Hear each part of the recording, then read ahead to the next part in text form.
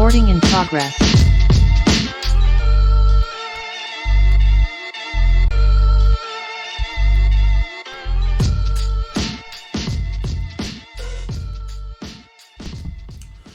What's good, family? I'm your boy Trey here. Happy New Year to everybody out there. Welcome to another episode of the Barbershop Sports Talk Podcast. Shout out to all of our Facebook Live viewers right now. Make sure y'all continue to follow the Facebook page. Click the like button.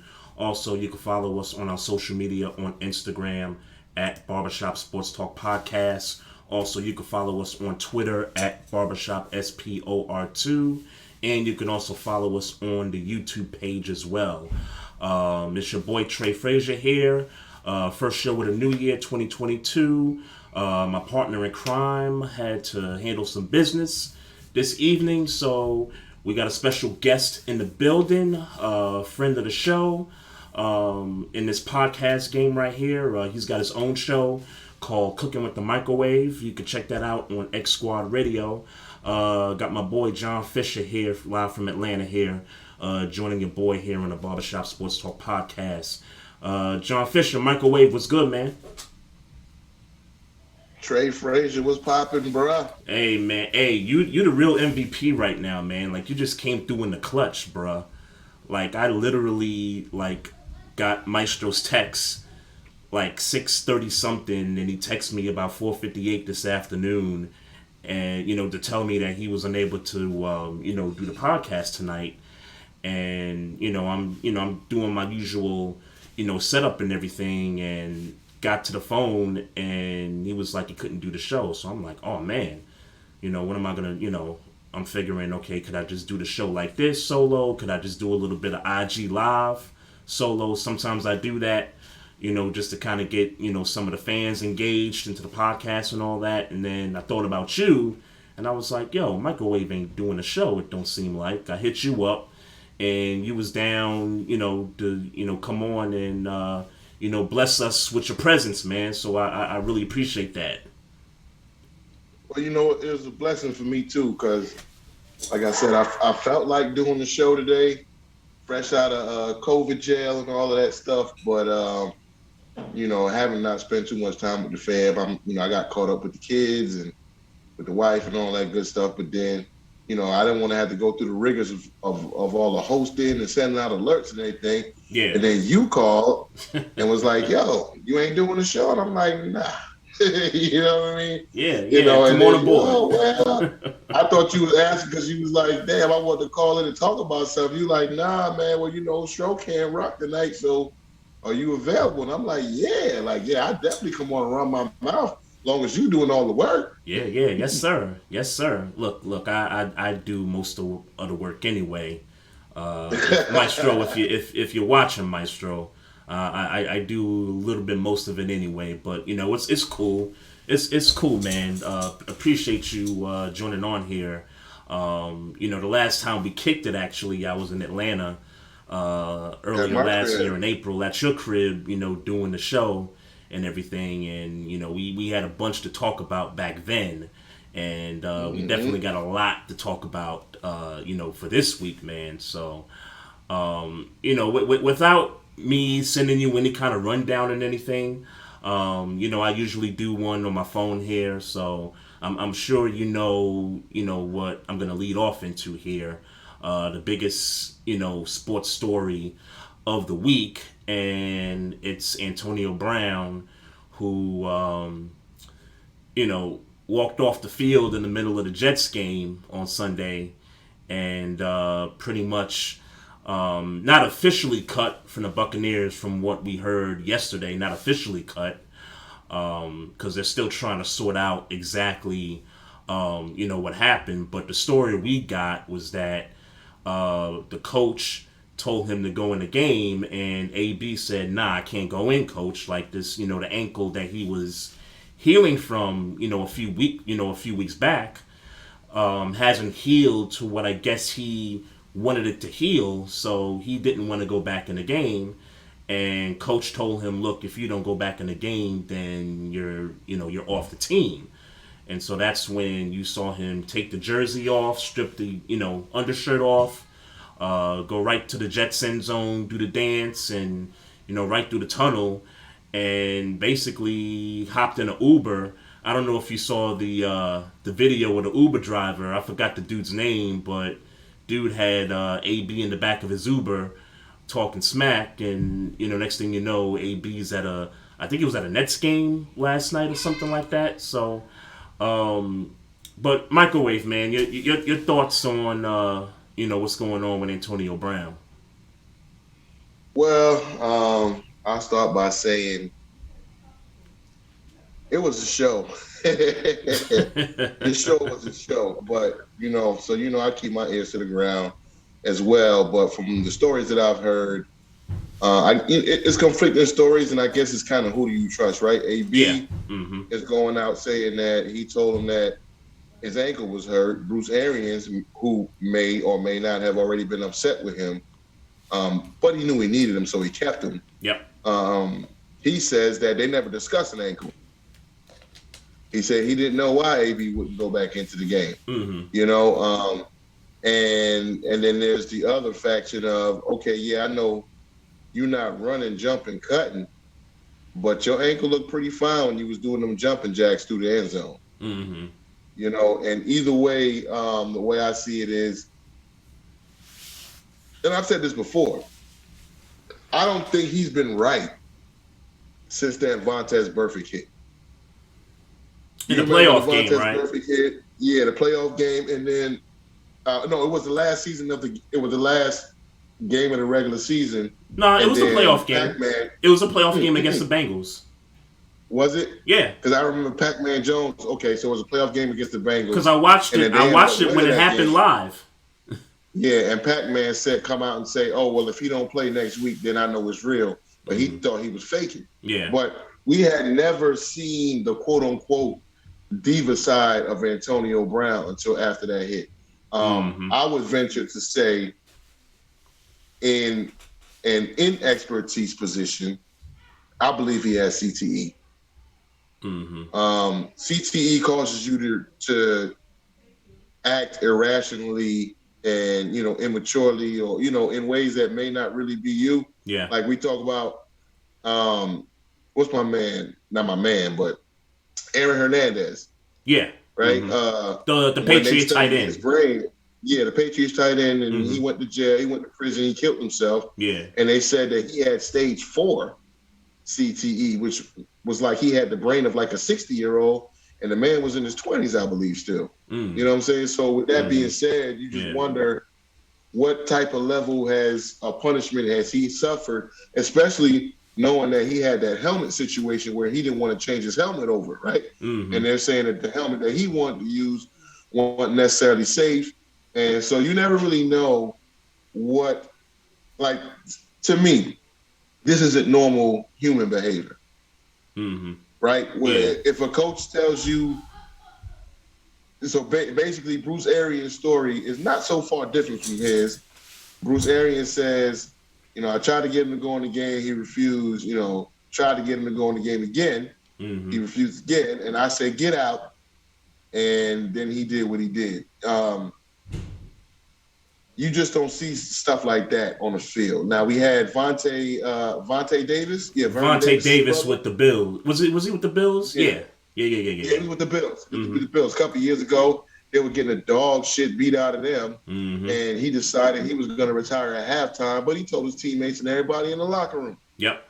This is a little bit different, because regardless on if there's mental things going on or not, it's just the optics of it is that it looks like you quit on your team.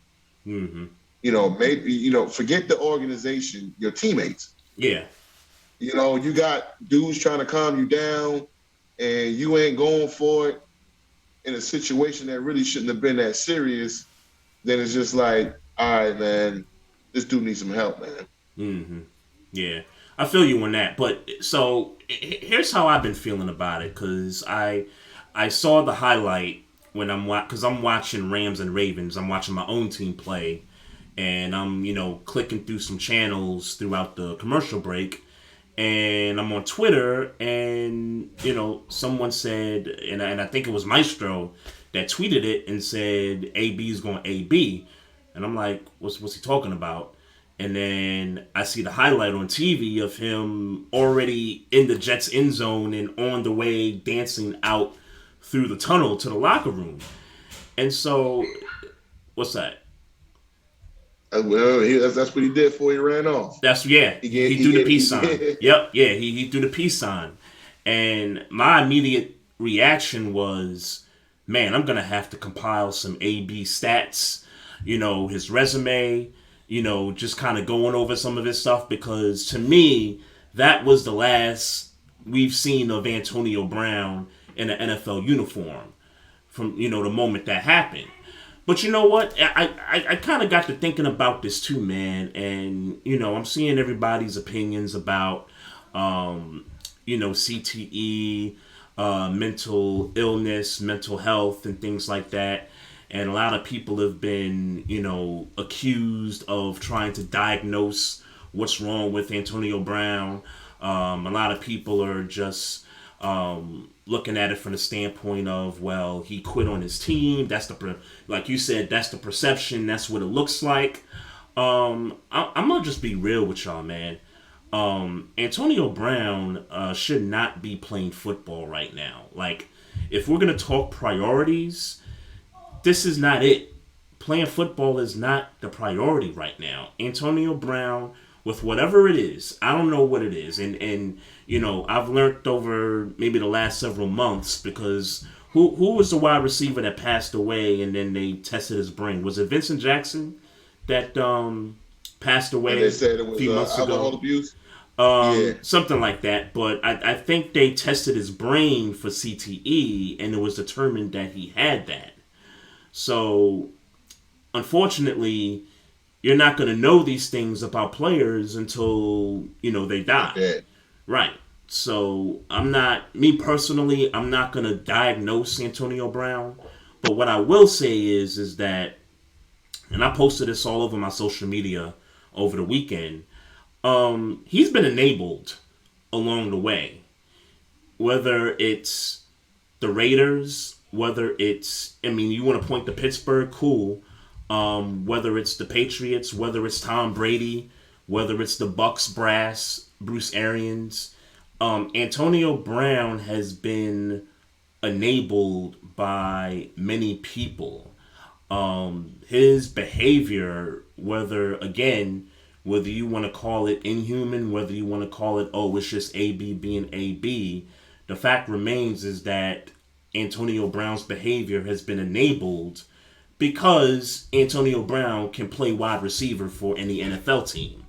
And Bruce Arians caught egg in his face. Let's just be real about it, because they questioned him when it was like, yo, I thought Antonio Brown was suspended. Like, I thought y'all was, hitting him up for the, fake vaccination card. And he was like, look, I don't give a damn about all that. Things change. And look, they're down a few wide receivers. They're down their number one running back. So Bruce Arians felt like he did what he had to do.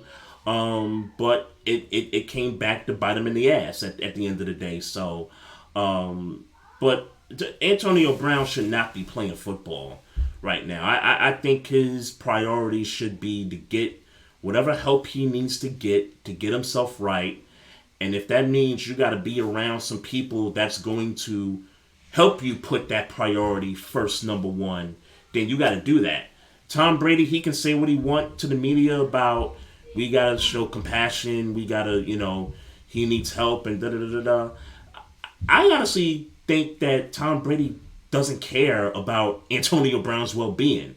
Tom Brady wants to win football games. He's telling you this because he's still playing football. He's told everybody how he goes about his business. He wants to win games, and by any means necessary, Tom Brady's going to do that. Same thing with Bruce Arians. They want to win football games. They don't care about, personal lives. They don't care about personal issues and things like that. So, Antonio Brown, you got to be around some people that care about you.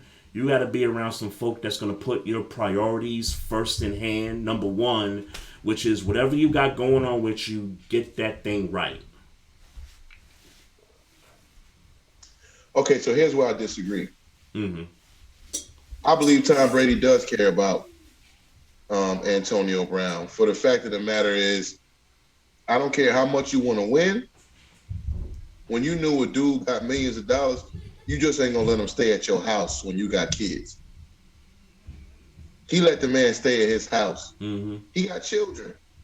You know what I'm saying? Like, sure. It don't mean it's the right decision, though. It don't mean it's the right decision. No, I'm not saying it was the right decision. He took a risk with that. Let's be real. Brady took a risk with that. Because, you know, and I think he genuinely cares about him in the sense of, look, man, when you see things and you say, okay, this dude here is crazy. Yeah. Right? We all got dudes we like, yo, that dude there is crazy. He ain't really got it all. That's one thing. But when it's another thing when you see his behavior that normally doesn't happen from people. Mm-hmm. You know what I mean? Like, for no reason. You know what I'm saying? Like, if you look at Antonio Brown, and like I said, I'm not a doctor, so I can't just necessarily say, oh, yeah, well, the dude definitely got CTE or something wrong with his brain from all them hits. But when you say he shouldn't be playing football right now, I agree. But I agree for a different reason because, like I said, I think that man is suffering from CTE. Mm-hmm. And if he is suffering from CTE, he don't need to be taking any more hits to the head. Yeah. Right? Like, yeah, facts. He was good all last year. He was good all this year until he played a game, had 100 and something yards. Mm-hmm. Ain't no telling what type of hit he may or may. Let's go back and, if we could, let's check the all 22, see what type of hits he took that game. Mm-hmm. Was there anything that might have knocked the screw back loose to where all of a sudden he back on edge? I don't know. Mm-hmm. You know, and not to make excuses for the man, because the way I feel is I don't think this is something that just popped up now, right? This is an issue that had already been sitting there existing, and I believe he had said that had gotten some type of help before. Right. You know what I'm saying? But we never really got the details of that. He just faded to black. Nobody picked him up. And then Tom Brady was like, yo, Bruce Arians, yada. Bruce Arians, he's going to have to hold the bag to a certain extent. I'm not going to blame him because only reason Bruce Arians picked up Antonio Brown because Tom Brady wanted him. Mm-hmm. This is, as like people like to blame LeBron and say, oh, well, LeBron was the one that wanted Russell Westbrook and all these old dudes and all that stuff. It's the same thing we can say about Tom Brady.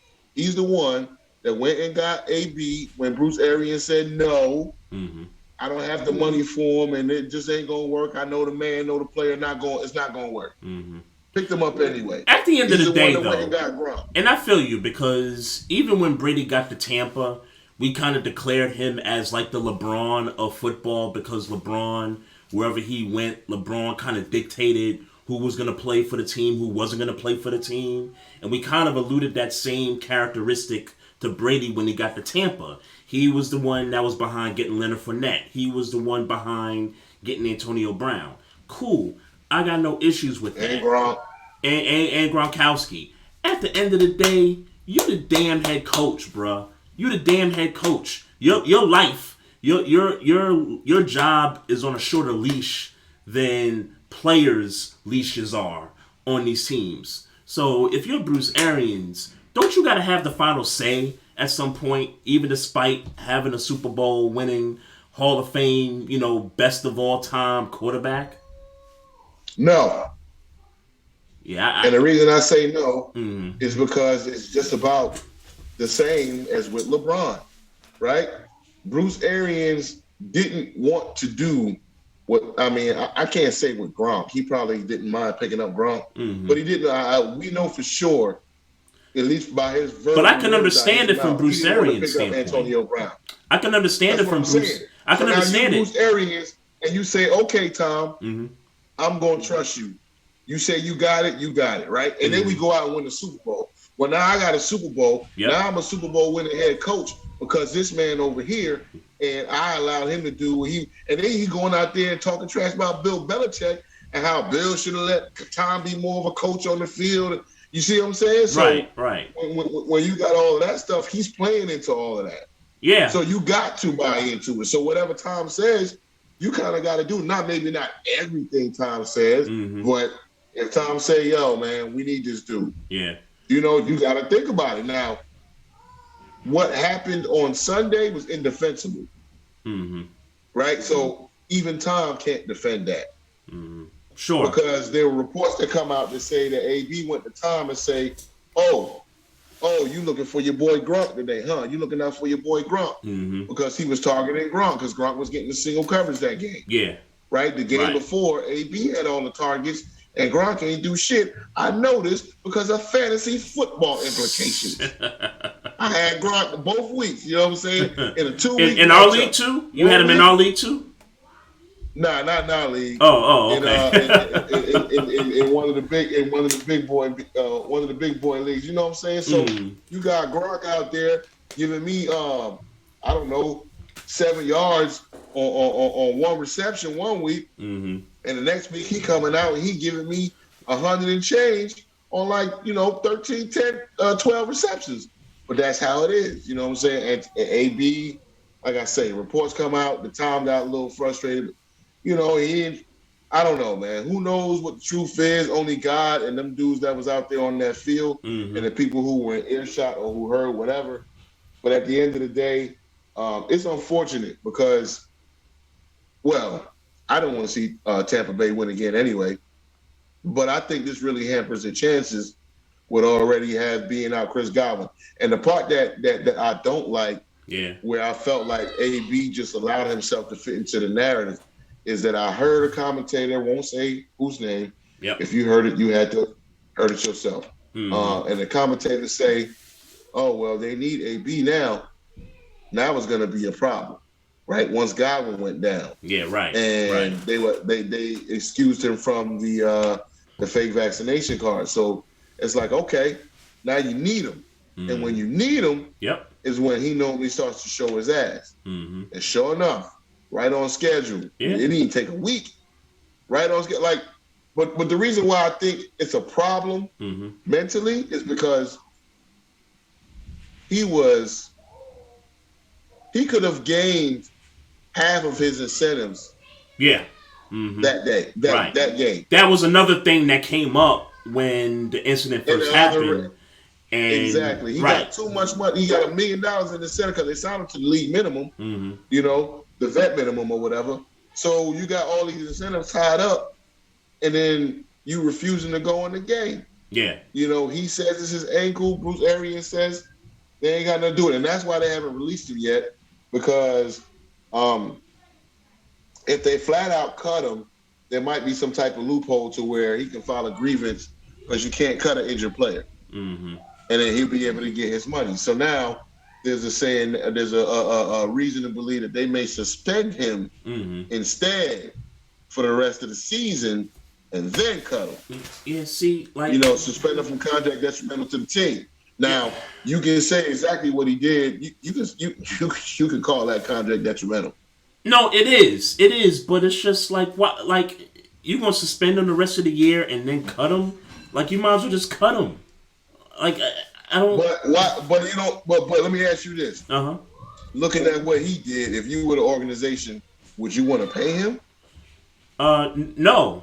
The optics look bad. The optics look bad. So that's the thing. All right. So you don't want to pay him. Right. Now, if you cut him, and he's able to win this grievance, claiming that his ankle was too hurt to go back in, you might still have to pay him.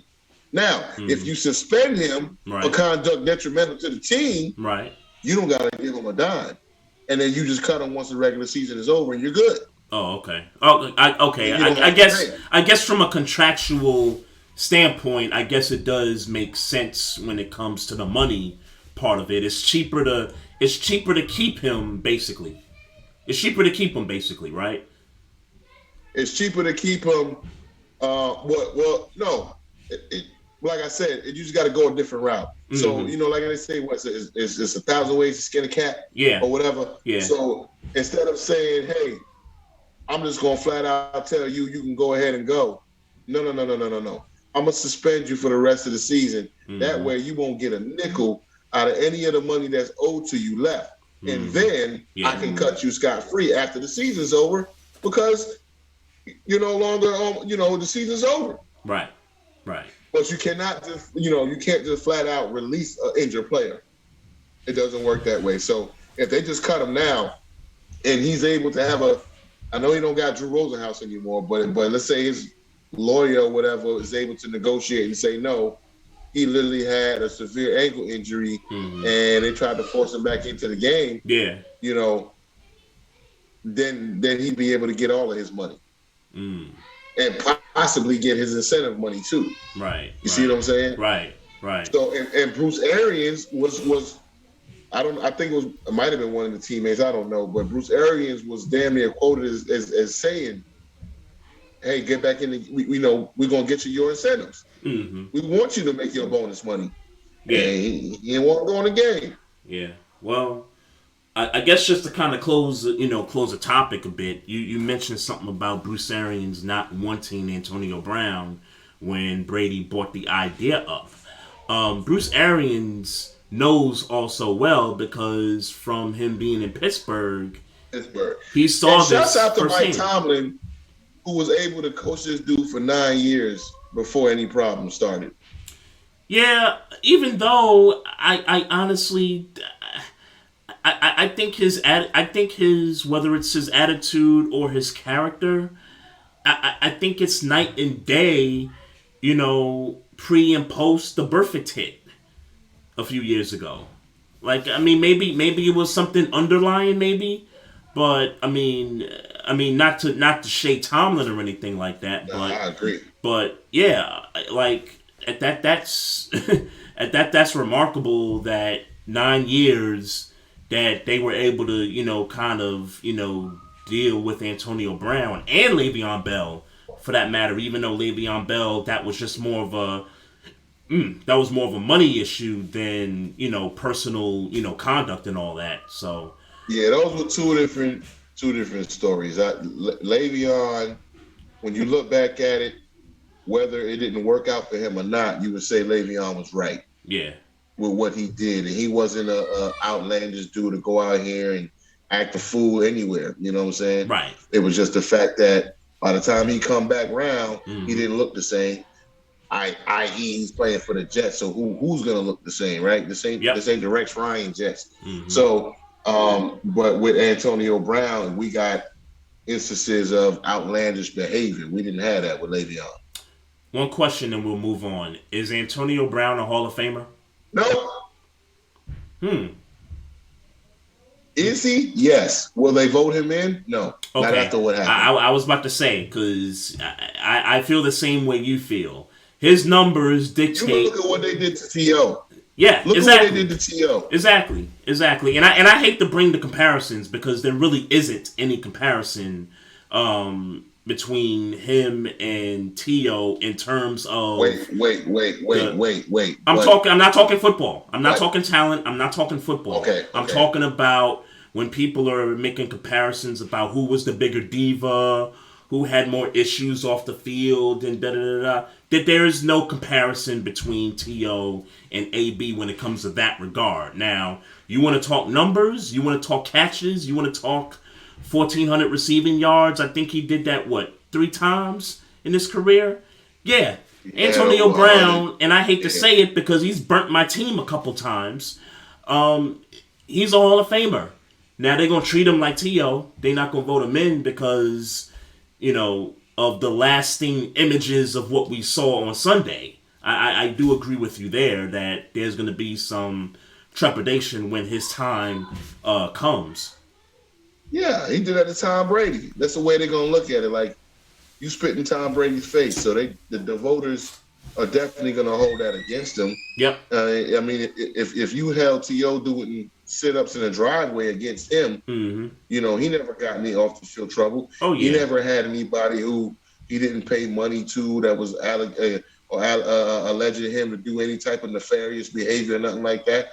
But they still found a way to not make him a first ballot Hall of Famer that he was supposed to be. Yep. So Mm-hmm. yeah, like you can only imagine what they're gonna do to AB. It wouldn't surprise me years from now when they be, God forbid, he's alive and everything like that, and hopefully, years later he's still alive. But it wouldn't surprise me if they, vote him in like, I don't know, 20 years later, kind of like what they did to Tom Flores, Ken Stabler, a few years ago, when them guys was no longer around to really get the feeling of being a Hall of Famer. Like, it wouldn't surprise me if they In did my that to opinion, AB.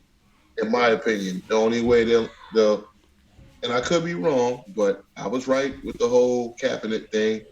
Not that I wanted to be right, but the only way they'll vote AB into the Hall of Fame is if he dies and then they find out he had a severe case of CTE. Yeah, And that then they'll that that say, be some okay, unfortunate stuff right there. that might explain his behavior. Yeah, it'll be unfortunate, Yeah. But I mean, you're talking about years down the line. So let's just say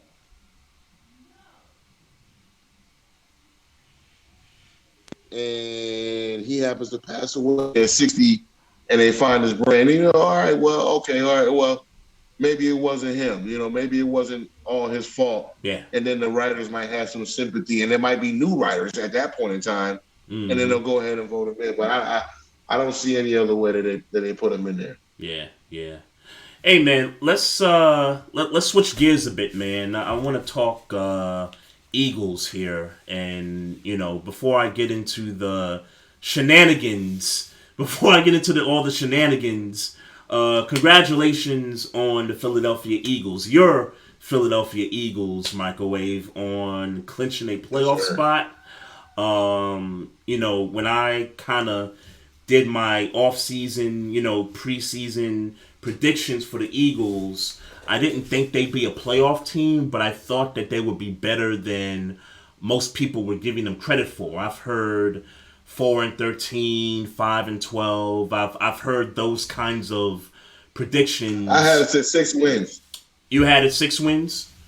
Okay. Mm-hmm. Yeah, I thought they'd be better than that. But not necessarily a playoff team. I thought they'd be 8-9, 9-8 somewhere, around there. And, here they are, they're sitting at 9-7, locked up a playoff spot. And Jalen Hurts, man, I've been following Jalen Hurts all season, and there's been some highs, there's been some lows, but one thing from my vantage point, man, the dude can play, and the leadership that he shows is, I think it's great, man.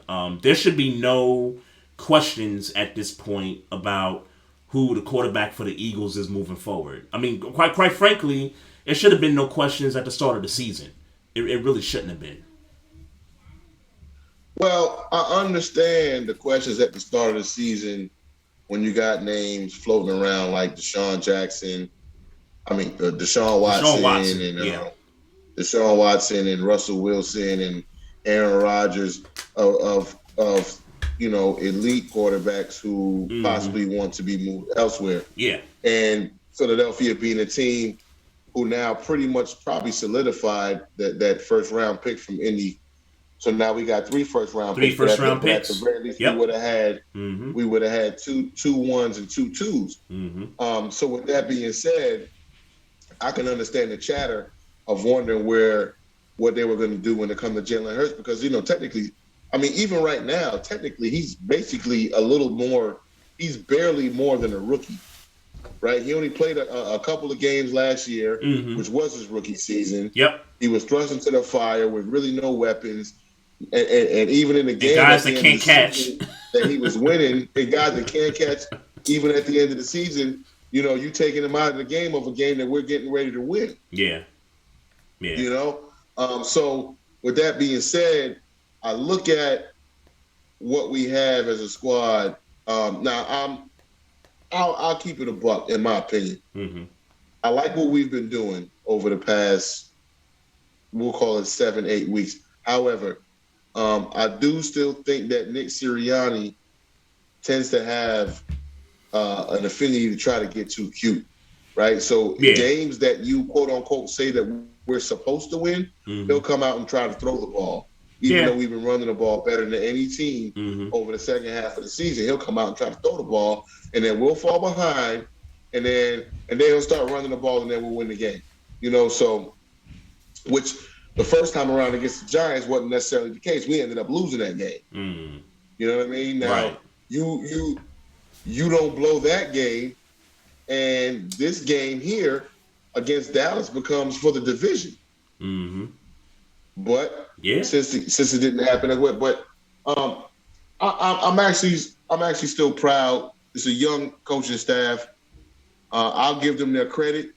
I thought that we would win 6 games. I thought that there were 6 games that I could definitely see us winning, and then there were another 5 to 6 that were like toss-up games, right? And then we're going to be, could we win those games or could we lose those games?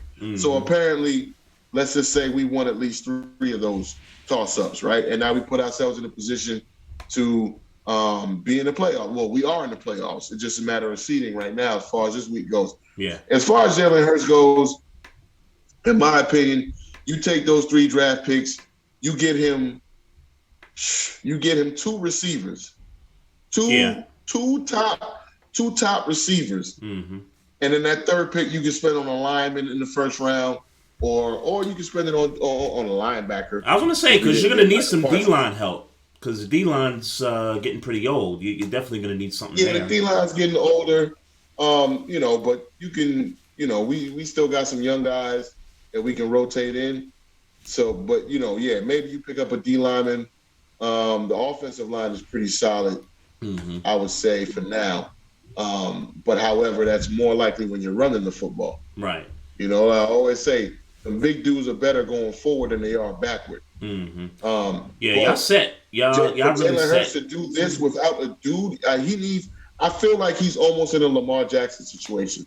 I love Devontae Smith, but Devontae Smith, he's not a dude. But do they run plays for him though? Because I've watched some games where they just not like calling plays for him.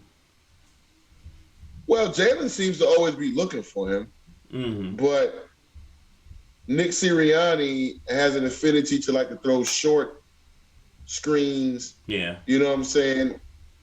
That most of the time don't work, right? Yeah, right. If you got skinny dudes trying to block other dudes, the screen pass ain't gonna work. You don't have that big body receiver, like even the Alshon Jeffrey like we had last year. Of course, he's not in the league anymore. But a guy who has a big body who can block and do other things. You look at a Justin Jefferson, you look at a Jamar Chase, you look at so many other these. And Justin Jefferson was right there in our lap. But who do we get? Bum bum bum. Jalen Reagor. See what I'm saying? Yeah. And that first Giants game, man, that was that was a killer, bro. Jalen Reagor blew that game. That was a killer, bro.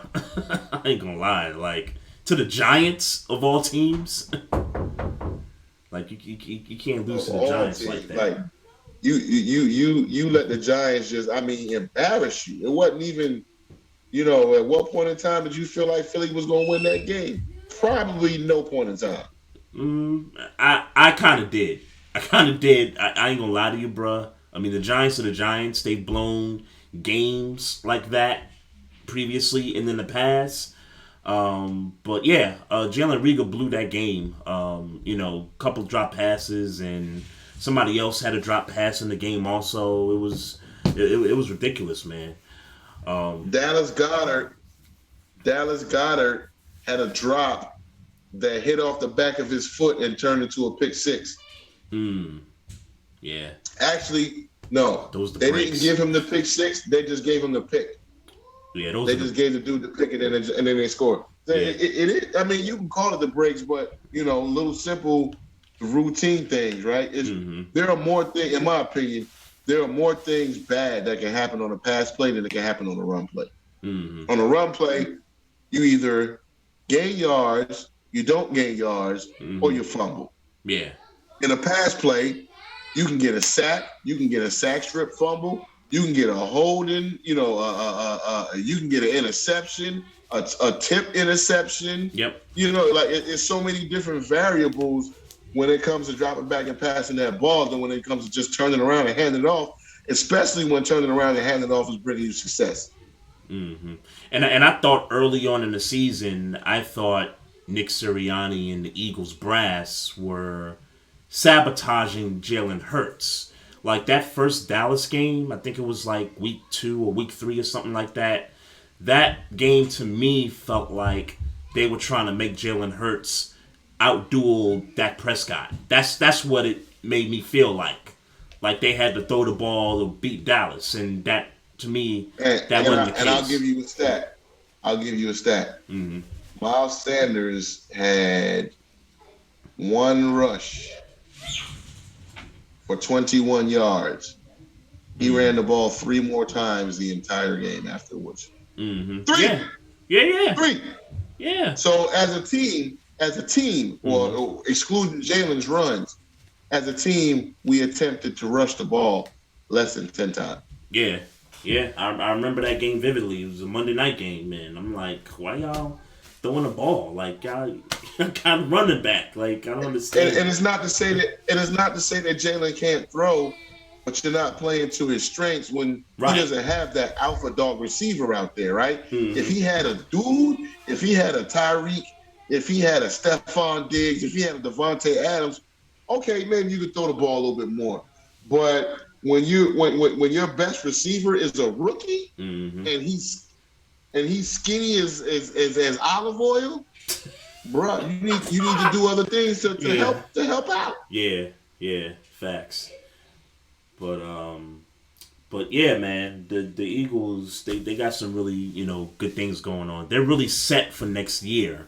We talked about the 3 first-round draft picks, and I mean they could go a bunch of different ways. And I always said this, right before the season started, that they needed to duplicate the Lamar Jackson thing, where we drafted a tight end, a receiver, got some running backs out of free agency, and we built the offense for Lamar's strengths.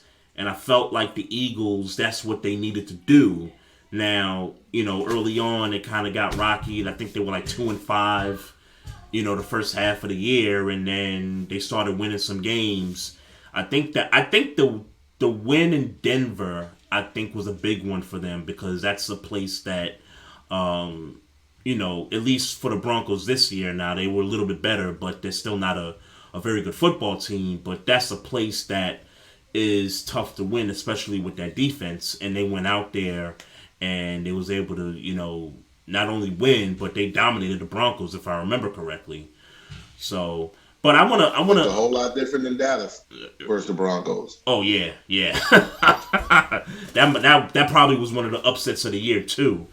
But so I got to get to the shenanigans. So I saw the Jalen Hurts letter to the Washington football team and to the NFL in regards to the guardrail that collapsed because the fans, were trying to give Jalen Hurts high fives as he was walking through the tunnel, and the guardrail collapsed, and I think about 8 people fell off of that landing there. And just to kind of give you some insight, I was listening to a little bit of Philly radio Monday morning, and they actually had one of the fans that fell on the radio to talk about what happened. And basically he said, look, the rail fell. Jalen Hurts was worried about us, and he was so nice enough to take a picture with us. But then the security and stuff, they was talking about, y'all got to get the F out of here. Y'all got to, keep it moving, whatever. And they didn't even offer us any medical help by any of the WFT staff. None of that. And then you had this ESPN article come out to say that the WFT said, oh yeah, we offered them medical attention, we offered some help, and da-da-da-da, and another couple of the fans said that was BS. So, based on the history of this franchise, I'm going to lean to the way of the Philly fans telling the truth more than the Washington football team at this point. Not only do you have bad plumbing in your stadium. I don't know if you peeped that earlier in the year with a sewage pipe busted it, when all the water came down on the fans in the stadium earlier in the game this year. I didn't see that. Yeah. They had, I think on a couple of occasions, one pipe burst and you just see brown water just coming out the joint. And then, and then now, now you got this incident where the rail is, like the whole stadium, and you from the area, and I don't know how long ago you left, but I've been to FedEx Field. You visited FedEx Field? Yeah, I was there for Vince Young's very first start.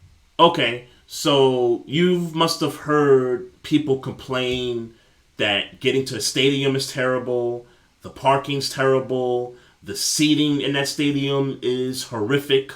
Like, I'm sure you've heard those kind of stories. About the parking, yes. Getting to the stadium, definitely. But, when you're from the area, you got somebody, or you probably know somebody who can tell you how to maneuver it. You know what I'm saying? It's like, nah. Go park over there. You might got to walk a mile, but you coming through the back way, and you ain't walking that crazy like everybody else. But yeah, go park by the metro. You know, Trey, because you up there though, like yeah, but right there by the metro. Yep. But you know, because you up the traffic up there in general is just ridiculous. Oh, it's brutal. It's ridiculous, man. It's I think terrible. It's the worst I've ever seen anywhere. Like I say, okay, not Atlanta. Like traffic is bad. No. See, because in Atlanta, the traffic is bad, but it moves. It seems to get resolved way quicker than in Virginia. In Virginia, it's just traffic that is like, why is there so much traffic? Is there an accident? Nope. There's just too many. You know what I'm saying? Too many niggas on the road. Nope. It's just too many people on the road and not enough exits for them to take at one time. Yeah. You know what I'm saying? Yeah. And it's just this is what it's going to be every day. Like there's days in Atlanta, like. I would say now, with the Omicron going crazy, bro, like it's been a breeze for me getting to work and from work. I don't got to take the back routes, all of the extra back routes that I normally got to take. Yep. And it's because everybody at home.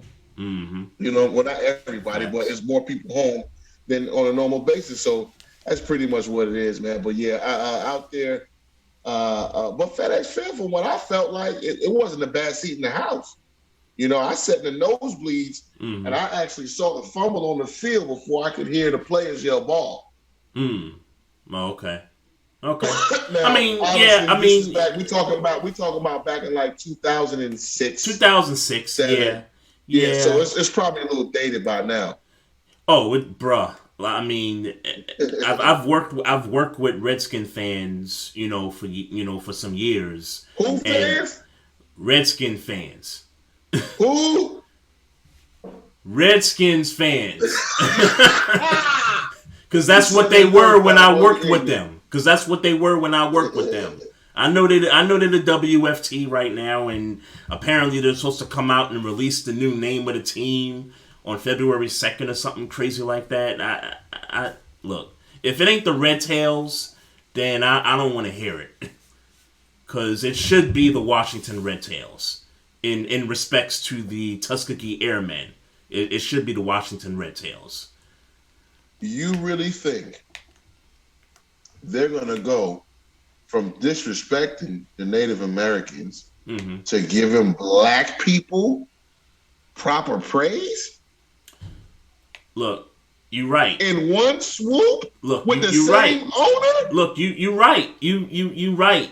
But I wouldn't even know. You know what? Red Tails is cooler. I wouldn't even know how to accept it. Yeah, it is.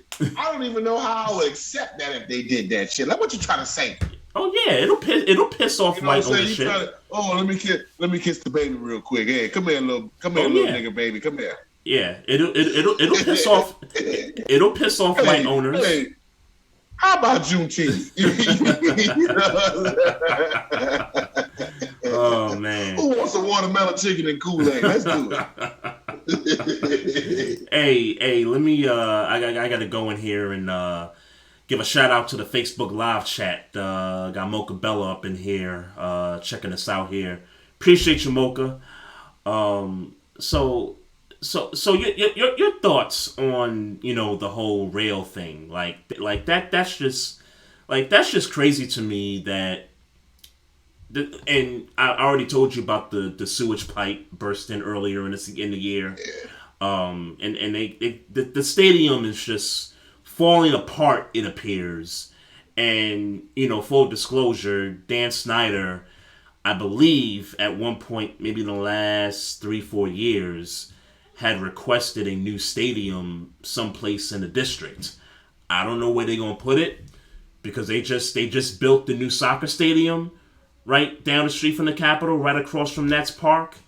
I don't know what they're gonna do. They're gonna burn down old RFK to put the new one there. I don't know. I don't know what they're gonna do, but that team got to get up out of Landover, bruh. Like I mean, for real, they should just relocate. Period. Like they need to just relocate to Norfolk, Virginia, or something crazy like that, bruh. Cause the fans ain't showing up. Y'all fans took over the stadium on Sunday. It was a bunch of Eagles fans there. A bunch of Eagles fans. That. Yeah. So it ain't looking good for the football team, bro. No matter how much they try to, cover up their issues, and I'm still waiting for them to release the report, even though chances are it ain't gonna happen. But I'm waiting for them to release them names out that report. Oh, they're gonna have to release the names. Yeah, they're gonna have to release them now. I can't say in what type of a timely fashion, but eventually them names gonna come out. I wonder if it's, as of right now, trying to give people time to get their get their ordinance and ordinance. Yeah. Yeah. Hey, look, man. Of course. Your name finna come out of this joint. Of course. So, you might want to spend some time with the family, go and sew up all your affairs. Because once this thing come out, or you ain't gonna have to worry about catching no dog. Or you gonna have to worry about a dog catching your ass. Or you're gonna see these franchises up for sale, and these owners trying to get up out of there real quick. I mean, you Jerry Richardson. It happened to Jerry Richardson some years ago. Got caught up in that case, and it was like, let me go get my bag and get up on out of there. And they hauled his statue up out of there too. Hell yeah. Old big cat. Yeah. Hold him up out of there, man. So, yeah, man. Dan Snyder, man, sell the team, bro.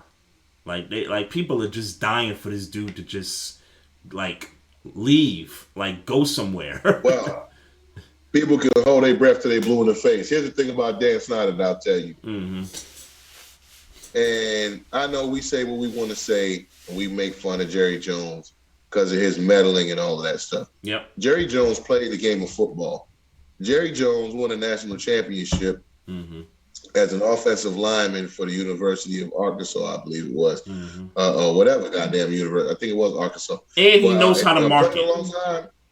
Yeah. So when it comes to Jerry Jones, yeah, that's one thing. But Daniel Snyder believes he's Jerry Jones. Daniel Snyder wants to be Jerry Jones. Mind you, not necessarily in the spotlight with the press conferences and the radio shows and all that stuff.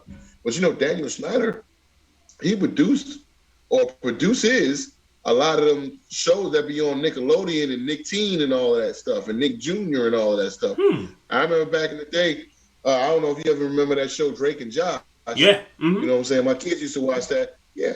I look at, executive producer Daniel Snyder. Really? Drake He in the credits? Yeah. In the credits, every show. Really? Yo, I gotta peep that. I'm telling you, I think it was a couple of them, and then you think of the shows that spun off of Drake and Josh, like the iCarly and the, right. You see what I'm saying? Right. And yeah, my daughter likes my daughter's favorite show is Big Time Rush. She likes to watch that. And my kids used to watch that too. Yeah. And the movie too. Like she likes the movie too that came out based off that show. But yeah, Dan Snyder producing Nickelodeon shows? Drake and Josh. What? Yeah. What? Go figure. Yeah. Go figure. Yeah, it's no wonder that the league and the owners, it sound like they scared of this dude. Like, and you know, speaking of the things that he's got his hands into, he also owns a radio station here, you know, locally in the DC market, where basically, if you on air talent and you talking about the football team, you can't even like go ham on the football team if, you know, they do something, you know, stupid, or, you know, they lose, you know, some games, you know, they lose 4 or 5 straight games in a row or something like that. Like, you can't even go ham the way, like, you know, the fan in New York goes ham on the Jets and the Giants. You know what I'm saying? Like, Dan Snyder controls some of these entities in the area here. What you call a monopoly. Yeah. I tell you what, man. And he's sorry. I tell you what, Jeff Bezos got some money, the Amazon dude, and we got a lot of Amazon warehouses in this area. Hey, it wouldn't shock me if he said, "Hey, I want to get a piece of the football team or buy the team." And you know, he owns the Post too, so you know, it wouldn't shock me one bit. Daniel Snyder ain't selling that team. Well, somebody need to go V. Stiviano on his ass and record a conversation between him and a female and catch him in the act. They already threw his ass out and got his wife running everything. Yeah, but you think he's really out? He's still involved with that team. Listen, they can't fool that me. Dude's a listen. That dude's a billionaire. His wife hates his guts. His wife hates his fucking gut. They let her get her motherfucking talents into something. Oh yeah, she turning up. Fuck you. Oh my you know what I'm saying? Now I can do something, and I ain't got to worry about nothing you got to say to me. You know what I'm saying? Oh yeah. His wife ain't fucking with him. He a billionaire. Yeah, I get it, but to think that they're just gonna say, "Hey, Snyder's not the face of the team anymore. His wife is running the operations." Like, what the hell does that do? That doesn't do anything. Like, you know, you still have females who used to work there, whether it be as cheerleaders, front office, or, you know, administration or whatever.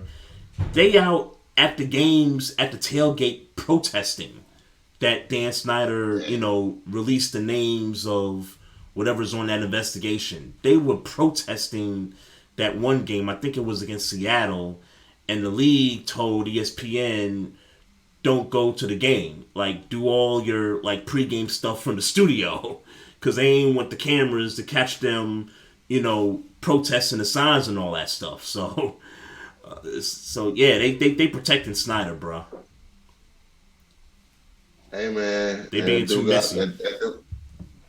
That dude got long paper, but all that stuff gonna come out. All that stuff gonna come out. It's gonna be too late, though. It's gonna be too late. Look. Some of the stuff come out already done got coaches fired. That ain't even on. That they never coach Washington. Won't never coach Washington. You see what happened to John Gruden. And Bruce Allen. Bruce Allen's not in the league. Of the stuff. Well, Bruce Allen was already out. He right. Already that's what I'm saying. He's not in the league no more. Yeah, he ain't gonna get a job no more. But when you look at it, like, okay, yeah, we'll feed y'all a little bit of this John Gruden stuff. Y'all can bite on that, and then, well, you know, in the off season, they're gonna come with the hammer. Mm-hmm. Yeah. Unreal. Hey, I'm gonna switch it up a little bit here. Talk some NBA, and I know you're a big time Lakers fan, and I gotta ask you, huh? Who? Hey, look, man. Diehard Knicks fan right here, bro. My team's got problems, bro. I'm thinking. Yeah, you used to that. I'm not used to it on this level.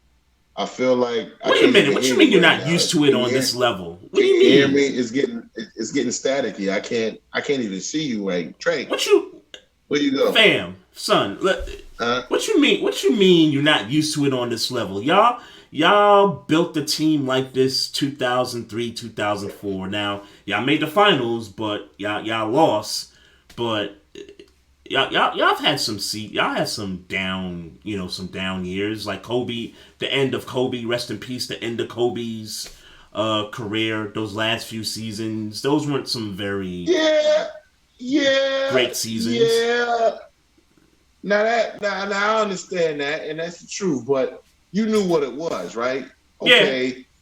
Kobe got his money, and deservedly so. Yeah, I know. Kobe got his money. Didn't nobody else want to take our money. Mm-hmm. And it was just like, all right, well, wherever Kobe takes us, he gonna take us. We'll still get, But I mean, bro, like this is bad. Like these dudes turn the ball over like high school. Mm-hmm. You see what I'm saying? Like some of these turnovers that I see, and I'm looking at, and I'm just like. So how do you fix it, bro? So you're the GM. How do you fix this? You gotta make trade. You trading Russ? You gotta make trade. No one's gonna trade for Russ. The Wizards did it. Like, look, the Knicks might trade you Russ for 10 fans. Right? I don't want Russ. I don't want Russell Westbrook. You see what I'm saying? You see what I'm saying? I was about to say, if you're the Lakers, you take the 10 fans and you give Russ. Sure. But as a Knicks fan, I don't want Russell Westbrook. I don't care that we need a point guard. I'd rather take my chances on somebody like a De'Aaron Fox or a Karl Anthony Towns along with a D'Angelo Russell. Like I'd rather take my chances with those guys. There's a problem. Mm-hmm. Karl Anthony Towns is one thing. You had D'Angelo Russell. You drafted him, and you traded him away. You could have had De'Aaron Fox. Don't remind me. Instead, you drafted Lonzo Ball, which wasn't a bad draft pick. Look at how he's playing now. Look at all of the players from Julius Randle. Mm-hmm. He's looking way better than he ever looked in a Laker uniform. Lonzo Ball, Josh Hart, freaking what's Brandon Ingram. Brandon Ingram. Yeah, B.I. Mm-hmm. You know what I'm saying? Like, it's just LeBron came in there and he wanted what he wanted. Yeah. And this is what we got. Mm-hmm. This is what we got. So yeah. When it comes to basketball, you won't hear me talking much this season. You won't hear me talking much this season. Yeah. But when they good, you're gonna be coming out again. When they good, you're gonna be coming out again. I got mind control over y'all, man. You know what I'm saying? When we sorry, I be quiet. But when we good, I'm gonna be talking again. Uh-huh. Yeah, I feel the same way about these Knicks, man. I don't know, bruh. Like, the opening night, we beat the Celtics in double overtime, and then the video comes out with the Knicks fans outside the Garden, smack DVD style, fans talking about we here, the Garden's here, the Knicks is back, and all this stuff, bing bong, all that stuff. Bing bong. Bang! Oh, so you saw the video? Yeah. You saw the video? Yeah, my man came out, was like, "Yo, Tom Brady gonna catch these strays, bro." Like that was straight smack DVD style. I can't front, but yeah, man, we started 5-1, and since then, bro, it's just been a mess, and I felt bad for Kemba Walker when he got benched, because that was supposed to be, I'm coming home, I'm back in the place where it all started. He handled that shit like a man, though. Yeah, he did. He handled that shit like a fucking professional. He did. He did. Like a grown ass professional. Facts. He handled that real well. But then we had some injuries, and Tibbs had no choice but to put him back in, and then he explodes for 40-something points. One game, 29 points another game. Yeah, Kemba Walker should not be benched. Dub on Christmas. Yeah. The trip dub on Christmas. Yep. But the Knicks are still broken, man. I'm trying to understand, like, what's going on. Well, I know one thing that's not going on is our perimeter defense is some trash, bruh. Like, we leave guys open on the perimeter, like, day and night. It's not even funny. Well, I can't complain because the Lakers do worse than that. At least, look, y'all might not defend the three well, but at least y'all can shoot the three a little. We shoot the three terrible, and we defend it worse. Yeah, I think as far as our three-point shooting is concerned, those young boys, Deuce, hey man, Grimes. I just got out of COVID, yeah, man. This basketball talk is getting me depressed. Let's go back to football. We could get back to football. We could get back to that. I just got out of COVID jail, man. We talking about the Lakers, like, oh man, I feel like I'm in COVID prison all over again, man. Damn. Hey, it's you the guest here, so we could go back to some football. I ain't got no problem with it at all. But I guess I could talk Ravens here. I talk Ravens. Me and Maestro, we're the rivalry and Ravens Steelers and all that. But since he's not here, I just figure I'd talk.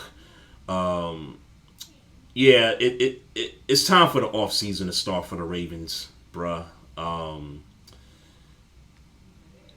We could have so many comebacks early on in the year, coming back from double-digit deficits, and I think we was 8-3 at one point. We was a number 1 seed in the AFC, and it just all fell downhill from that point, bruh. We started losing defensive backs. Offensive line is some trash.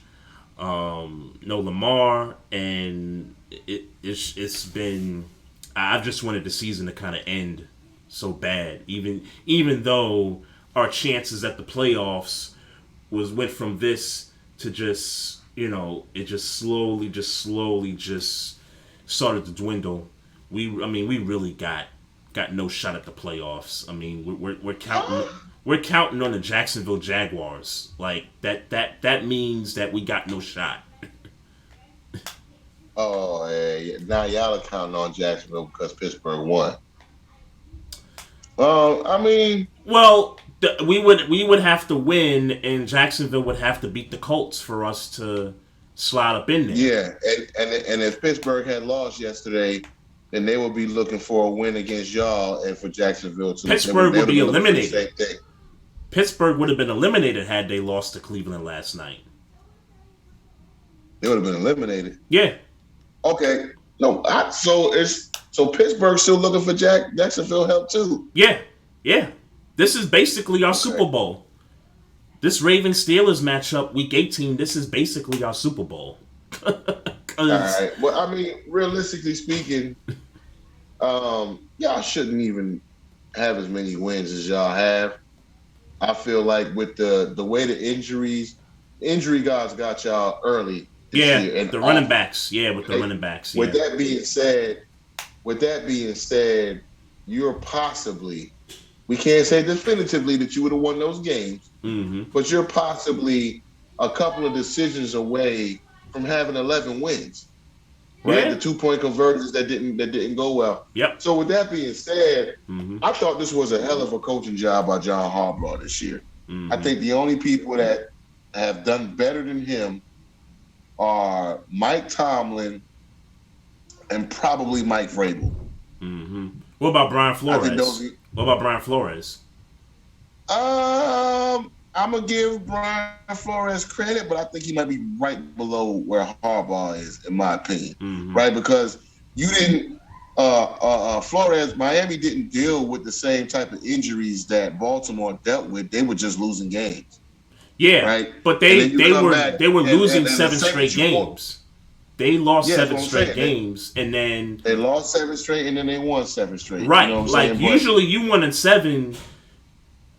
Players start thinking about trips and vacations, and can we get the season? Yeah. But I'm saying when you're 1-7, a player's mindset is, this season's over. Like we ain't got no chance. Nah. And the fact that because a player has to put out good tape, otherwise he might not be playing for that team, and depending on his age, somebody else might not want him either. So you still got to put out good tape Sure. if you're a player. Sure. So that don't mean you're going to win. That don't mean you're going to win games. Yeah. And at the end of the day, where they at? They still out the playoffs. Yeah, they're still out the playoffs. But I think the run that they made was remarkable. To be 1-7 and to end up 8-7. And right there, like they was in a playoff spot last week. But you're never coach of the year consideration if you don't make the playoffs. Understood. I get that. You know what I mean? Which is probably why Harbaugh ain't gonna win it, and Tomlin ain't gonna win it. You know what I'm saying? Mm-hmm. And Tomlin ain't gonna be in consideration either. You know what I'm saying? Yeah. Even though like I say, like for Tomlin to do what he did with Ben this year, but still, I got him doing a great job. But Mike Vrabel, I think, should be probably the coach of the year. Mike Vrabel? Yeah. I give it to Mike Vrabel. Yeah. Because and you look, when Derrick Henry was running wild, what did we say? That defense wasn't shit.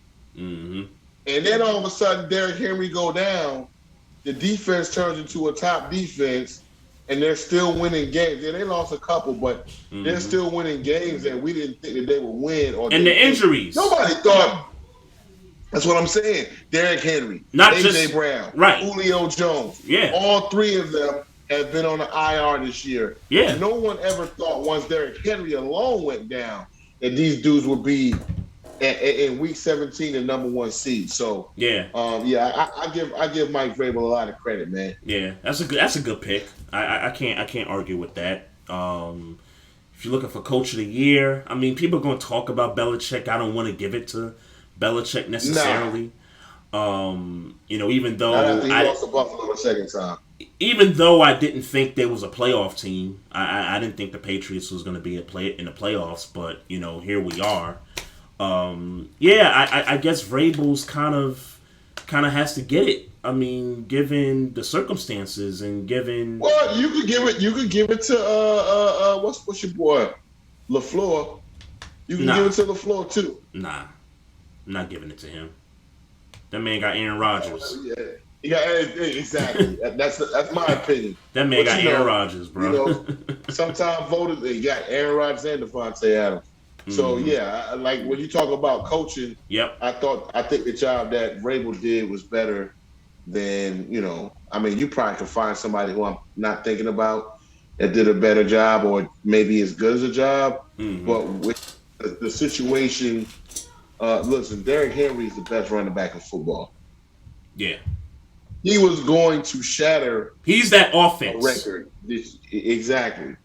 And for him to go down, and I think they only lost what? He been gone for about 6 games, 7 games. I feel like 7. Yeah, I feel like he's been gone about 7 games, something like that. 7, 8 games. Yeah, 7, 8 games, and they've only lost like 2 of them. Yeah, you're right because they lost. They got upset by the Texans that 1 week, and then they lost to Pittsburgh, I think, a couple weeks ago. So they had a couple hiccups along the way. They lost to the Jets early in the year, but that they had Derrick Henry then. They didn't have the receivers. They didn't have Julio or AJ. Right. And then I forget who their other loss was to.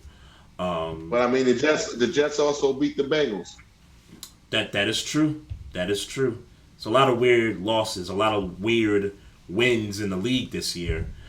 Speaking of which, I think it's safe to say every contending team, maybe other than Green Bay, unless you want to say the first game of the year, every contending team lost a game that they wasn't supposed to. Yeah, I agree with that. Speaking of the Bengals, and we don't like to praise the Bengals around here, obviously, because of the rivalry and all that. I felt like we saw a preview of the AFC Championship game on Sunday between Kansas City and the Bengals. What you think? Nah. Okay. Thank you for reassuring me that. And I don't want to sleep on the Bengals. I'm sleeping. At the same time, they when in the playoffs you playing all good teams, right? Yep. I guess it depends on the draw, right? Because you're not going It really don't. It's the at some point Bengals. in time It's they're Bengals. going to double. They're going to double Jamar Chase at some point in time, Sure. and Sure. that the offensive line is terrible, Mm-hmm. and their secondary is terrible, Mm-hmm. right? So, Yeah. I mean, it was a hell of a game that they had last week against Kansas City. I Mm-hmm. can't deny that, no way, shape, or form. But at the same time, it's like, all right, what happens when you ain't getting these long ass? But what happens when you meet a Bill Belichick who says no Jamar Chase tonight Mm-hmm. and But no Joe Mixon tonight? you can argue they got the best set of skill position weapons in the league. You can argue that with But they don't have Chase. an offensive line. Sure, I get that. But even with the bad offensive line, this dude Burrow is still, getting the ball out to these niggas. If Yeah, it's not Jamar and Chase, he still lost to the Jets. yeah, I look, I hope you're right, because when it's Bengals And postseason, the Chargers. when you put those two words together, Bengals postseason, nothing good comes out of that. They repel each other. Yeah, nothing They good comes out repel. of And it. they go like that. Yeah, They're exactly. like the magnets that face another way. They just go back the other way. It don't matter who the quarterback is. It don't matter who the Now, I think they can win a playoff game. I think they can win a playoff game depending on the matchup. But at the same time, they're still a young team, right? Do they really know how to win in the playoffs? Like, right, certain things you're not going to be able to overcome in these tight situations. You know what I'm saying? I think that offensive line not being where it needs to be may really come back and bite us. Might bite us, might come back and bite them right. because So it's only so much Jamar Chase you can do, bro. yeah. And eventually they're going to scheme him out the game. The Right. defense is going to scheme him out of the game. So think about who they could possibly play. So the Patriots are going to be and most likely in all cases, the Patriots are going to be a wild card team. You said it earlier, Bill Belichick will coach it up.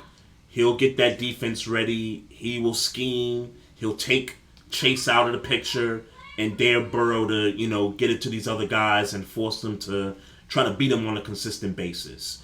You got the Chargers where they got an offense that can put points up, and they got a defense where they got a guy that can get to the quarterback. The Colts, if you got to go up against Chargers the Colts. defense stinks. Well, if you you can run against the defense, but their pass defense is okay. I wouldn't, necessarily say they're elite, but if you throw on them, you're not going to be very successful. But you can run on the Chargers, and I guess the Bengals have the ability to run the football with Joe Mixon, so many things possible there. But then if you got to play the Colts, that's a tough defense right there with Darius Leonard and the crew. I think you're leaning towards something. The Bengals are a young team. They go up against a good team in the playoffs. Any of those three teams I just mentioned got some good defenses or some players on defense that can get after it. Yeah, and definitely. And not to say that they can't win any of those games, but, I think the Chargers would be the game that I would say, okay, that would be the most likely to be a toss-up just because how the Chargers defense has been looking lately. But going up against the Colts, like, listen, man, the Colts are going to bludgeon you running the football. Carson Wentz, if he doesn't make a boneheaded play or two, you're probably going to lose that game. Yeah. You're just probably going to lose. Like, the offensive line is dominating. The defensive line is dominating. Yeah. You got a top linebacker in the game. I just feel like, okay, the Colts are a team. The Colts remind me kind of like the 49ers. You got a good defense that come out there and hit. And because of the way they can run the ball, even though the 49ers is not always with running backs, it's also with Deebo Samuel. It's the system. It's the Niners system. It's just a running game. Yes. Yeah. That's not a team you really want to see. And that's a team that when you're looking at going to a cold weather city can go and win the game because you're running the football, right? You know what I'm saying? So I feel like the Colts can be that team as well as the Titans when King Henry get back. Yeah, and that's perfect for Tennessee. And what makes the Titans to me more dangerous is that the Colts already beat them twice. Yeah. Now, you know, it's hard to beat a team 3 times in one season. So if they end up matching up again, especially with Tennessee probably having home field advantage, you got to roll with Tennessee. That's You're right. And the Colts being a wild card, if they're the one wild card team standing after, you know, all the first round games is up, then they get the Titans in the second round. So yeah, that'd be something that'd be pretty good to see. Who do you think is going to be the Super Bowl matchup? Oh, you put me on the spot. I'm going to go with Green Bay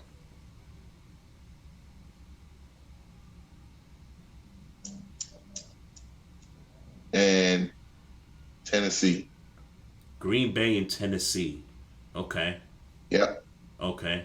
And it's funny because I think both of those teams had lost in the title game a couple of years ago. They were like runner-ups against Chiefs and the Niners, respectively, a couple of years ago. So that'd be interesting. I am of the impression that the league has been dying, and I mean they have been dying to get Rodgers versus Mahomes in at some point while these two players are still, while Rodgers is still in the league and is still great. There was a matchup earlier this year.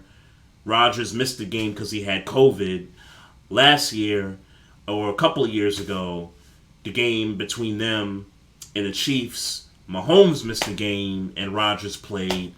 And there were 2 instances where they almost met in the Super Bowl last year and the year before that. I think this year we get Chiefs and Packers in the Super Bowl. And I think the league finally gets their satisfaction. The State Farm Bowl. The State Farm Bowl. Yeah, exactly. Because look, man, you can't keep putting out these State Farm commercials with these 2 cats. Arguably 2 of the best quarterbacks. What? What's up? You remember the LeBron and Kobe puppet commercials? Yes, I do. I do remember that. Did we ever get a LeBron versus Kobe in the finals? We never got that. We never got that. You're right. No, you're right. You keep that in mind. You're right. And I remember the year they did that puppet commercial. They were rooting hard for Kobe versus LeBron in the finals. I remember. I think the Magic ended up going to the finals that year. If my memory serves correct. Yeah. Getting swept. Yep. So, those were back in our glory days. Mm-hmm. Yeah. Oh, yeah. That was when y'all was winning titles, huh? I'm still trying to. Yeah, back when I used to like to talk basketball. I'm still trying to witness the Knicks win for the first time in my life. I'm still trying to, get that, but I don't know if I might be dead before they ever win again. you need to jump ship, bro. Jump ship. Why everybody telling me to jump ship? Like, hey, listen, people change jobs. Look, you know what I'm saying. Look, the Chiefs won a Super Bowl after 50 years and not winning one. True. You know what I'm saying? The Kansas City Royals won a World Series after 30 years and not getting one.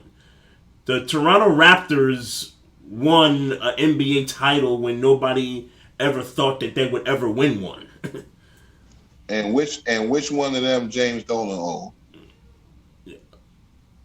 Okay. Well, I mean, you could tell me about the owner, but I'm just going to revert back to those teams I mentioned and saying who was the owners of those teams. Like, well, it's a curse that's got to be broken. I mean, the Cubs won a World Series after 100 and something years. They had the curse breaker. They had Theo Epstein. Oh, okay. Broke the Boston curse. He broke their curse. Oh yeah, you got to get you a curse breaker. It took them 100 years. You got to get you Pedro Serrano up in there with Joe Boo Joe Boo, I give you good rum. You smoke good cigar. You be good to me. Yeah, real, man. We need a curse breaker, man. We need somebody that could break this thing, man. Like I've watched the Yankees win World Series. But you seen them get there though. You seen them get there though, the Knicks. Yes, I have in '94 and '99. I've seen them get there. But and the one in '94 was just like that was just a killer, man. That was a heartbreaker because the Rangers won that year. That was just a killer. So you wanted, you know what I'm saying? We was expecting both teams to win that year. City was going to be on fire, man. I mean, that was a good time to be a New York sports fan back then, man. Like you had, the Yankees was just starting to get their run going. The Knicks was, 14 straight years of playoffs. Like that's when New York sports was on fire, man. Like now, I mean, New York's going 10 years without a title now. I think that's the longest they've ever been without a title since, 60 years ago. Like I heard somebody on radio say that. I was like, damn, now that I think about it, it's been 10 years since who was it? The Giants won the Super Bowl in 11. Yeah, 11. Yeah, yep. Yeah. No New York team has won a championship since then. It's been a while, bruh. And quite frankly, if the Nets somehow win the chip this year, there's not going to be a lot of New Yorkers that care. Are you? Am I going to care? No. I'm not gonna care.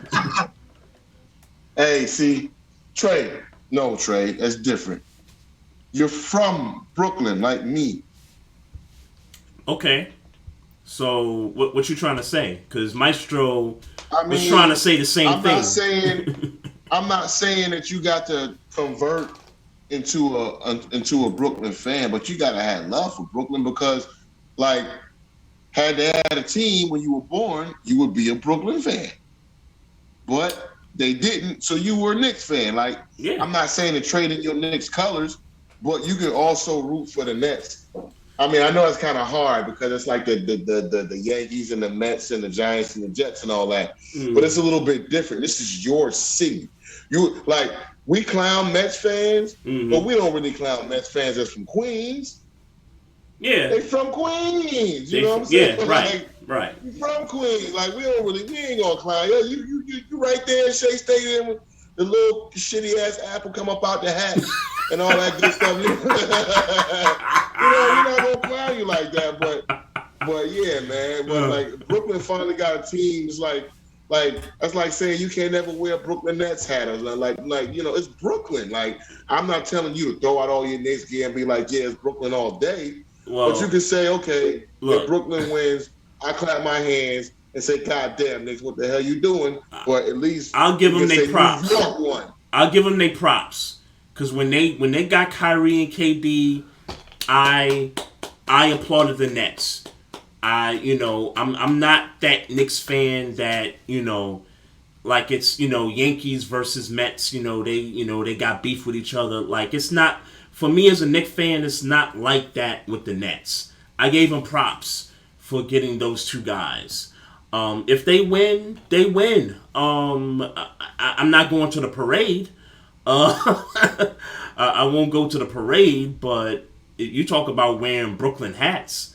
I could get a Brooklyn hat anywhere, and it got to be Nets paraphernalia. It could just say Brooklyn on it. Oh, come on with that cheap shit, man. There's a lot of those floating around. When I say Brooklyn, I meant the basketball with the black B in the middle. You wouldn't rock a damn a Brooklyn Nets hat? Nah, I could go to Flatbush Avenue right to the Jamaican spot. My boy, he got Brooklyn hats. He got Brooklyn in red, black, and yellow colors. I could get that hat and it say Brooklyn. If I need a Brooklyn hat, I could just get one of those. I don't gotta get a Nets hat. Man. I don't gotta get a Nets hat. Look, man, I'm blue and orange, man. I bleed blue and orange, bruh. I'm sorry. So let me ask you this. You got a son, don't you? I do. Your son get drafted by the Nets. What colors are you wearing now? Oh, I'm wearing his jersey. That's not a hard But you still blue and question. orange? What's But you that? still blue and orange? But you still blue and orange? Yeah, I'm still gonna rep the Knicks. Yeah, Okay, I'm you still sound I'm, just like me. I'm still gonna rep the Knicks. Look. Yeah. I was trying. I'm trying to set you up to sound the same like me. Cause that's what I said. They're like, oh, what happened if Deuce get drafted to the Falcons? Uh-huh. Well, for as long as he ain't playing the Eagles, I'm a root for him. Yeah, You know exactly. what I'm saying? Exactly. That's how it is. Like, somebody told me the other day, he said, hey man, if your But kid got bruh, drafted by the Heat, if they got drafted by the Miami Heat, would you root for them? I said, well, I root for my son, but I don't like the Miami Heat. I've never liked the Miami Heat going back to the late '90s. I've never liked the Heat. sometimes you gotta realize, I'll never forgive PJ Brown for what he did to Charlie Ward. in the words of Mr. Mackey, drugs are bad, boy. Why you want to keep ingesting the Knicks, man? You see how long Chief been waiting? You want to end up like Chief? Well, look, You want to become the new Chief? Chief got to see them win. Trey Rock. I know. That's the difference. That's the difference. He got to see them win. I'm trying to tell you, and he waiting still, and he's still pissed. At least he got to see the glory. You ain't never gonna get it. And that's what I want. I want what Chief was able to see the Knicks win.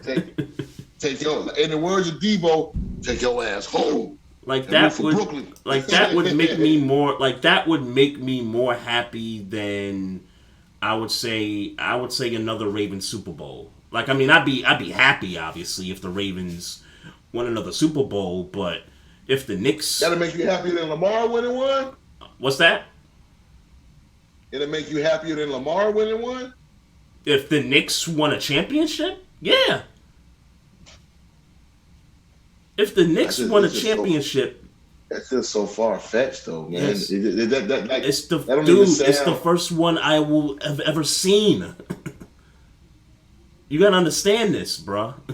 And I know you don't because you root for a team that steals big men and wins championships. Like, I can't relate to that. I can't relate to that.